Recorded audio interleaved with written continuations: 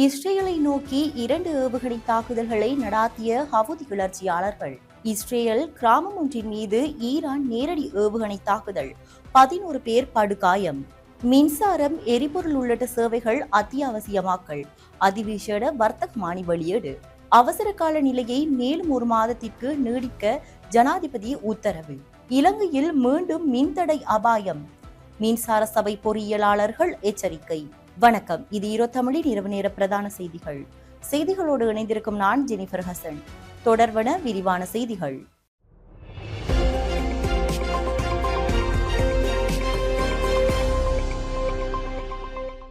பிரதான அனுசரணை வழங்குவோர் Nandi's restaurant and catering service.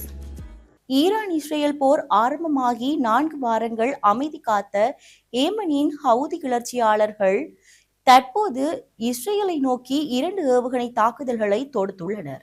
ஈரானின் ஆதரவு பெற்ற அந்த அமைப்பின் திடீர் நகர்வு உலகளாவிய வர்த்தகம் மற்றும் எரிசக்தி விநியோகத்திற்கு பாரிய அச்சுறுத்தலை ஏற்படுத்தியுள்ளது.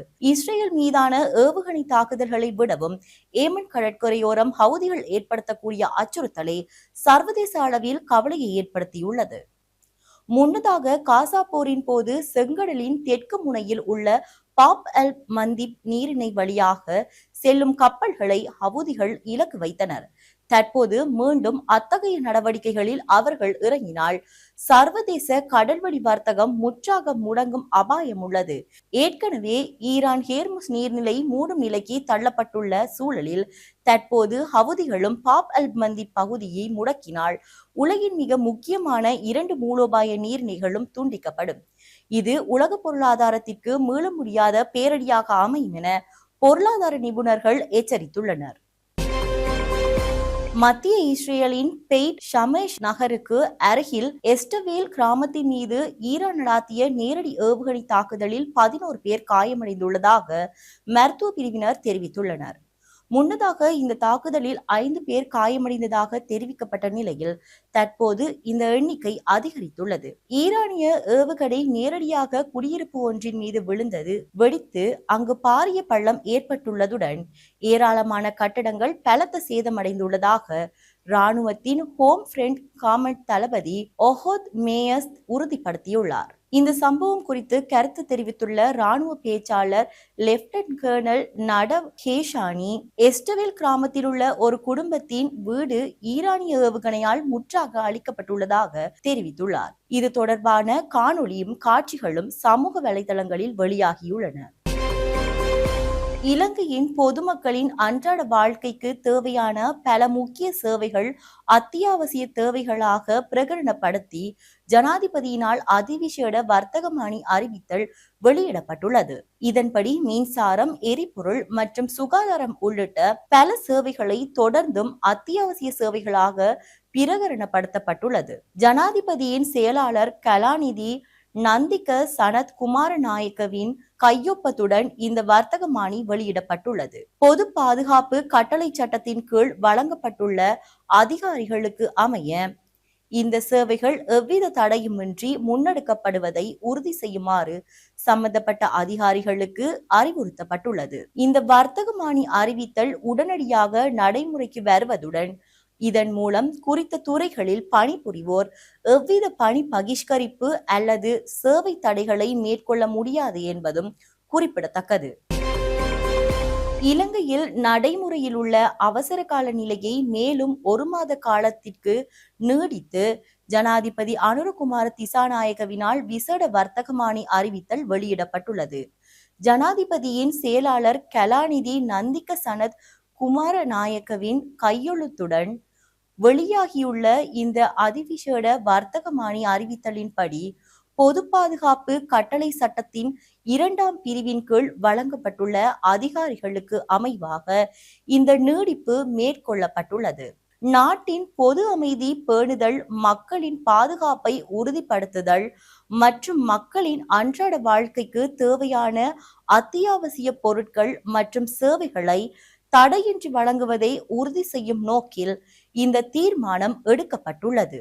குறிப்பாக கடந்த ஆண்டு நவம்பர் மாதம் நாட்டை தாக்கிய டித்வா சூறாவளியினால் ஏற்பட்ட பாதிப்புகளிலிருந்து நாடு இன்னும் முழுமையாக மீளாத நிலையில் நிவாரணப் பணிகள் மற்றும் அத்தியாவசிய சேவைகளை தடையின்றி முன்னெடுக்க இந்த அவசரகால சட்டம் அவசியம் என அரசாங்கம் சுட்டிக்காட்டியுள்ளது. இதனுடன் தொடர்புடைய மற்றொரு வர்த்தகமானி மூலம் மின்சாரம், எரிபொருள் விநியோகம், சுகாதாரம் மற்றும் பொது பாதுகாப்பு, போக்குவரத்து உள்ளிட்ட 15க்கும் மேற்பட்ட சேவைகள் தொடர்ந்தும் அத்தியாவசிய சேவைகளாக பிரகடனப்படுத்தப்பட்டுள்ளன. அவசர கால அதிகாரங்கள் எக்காரணம் கொண்டும் பொதுமக்களின் சிவில் உரிமைகளை மீறும் வகையில் பயன்படுத்தப்பட மாட்டாது என ஜனாதிபதி ஏற்கனவே உறுதியளித்துள்ளமை குறிப்பிடத்தக்கது.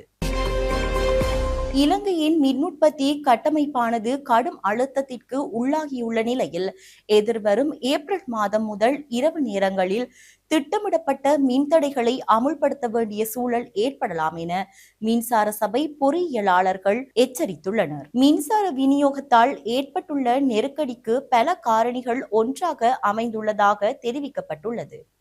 பிரதான நீர்மின் தேக்கங்களில் நீர்மட்டம் வேகமாக வீழ்ச்சியடைந்து வருகின்றது.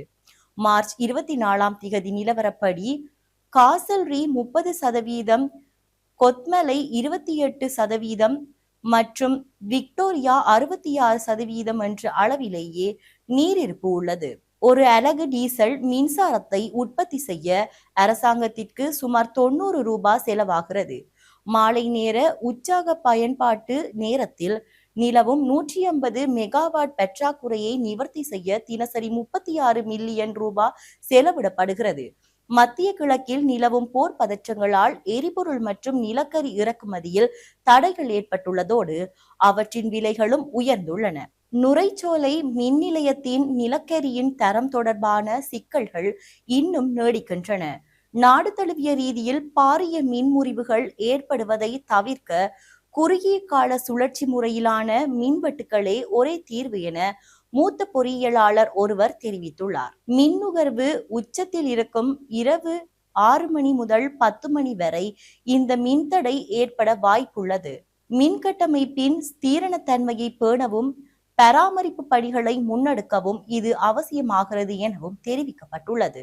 மின்வெட்டு குறித்து இதுவரை உத்தியோகபூர்வ அட்டவணை எதுவும் வெளியிடப்படவில்லை. இது ஒரு இறுதி முயற்சியாகவே எடுக்கப்படும் என வலுசக்தி அமைச்சு தெரிவித்துள்ளது. செய்திகளின் நிறைவாக மீண்டும் தலைப்பு செய்திகள்.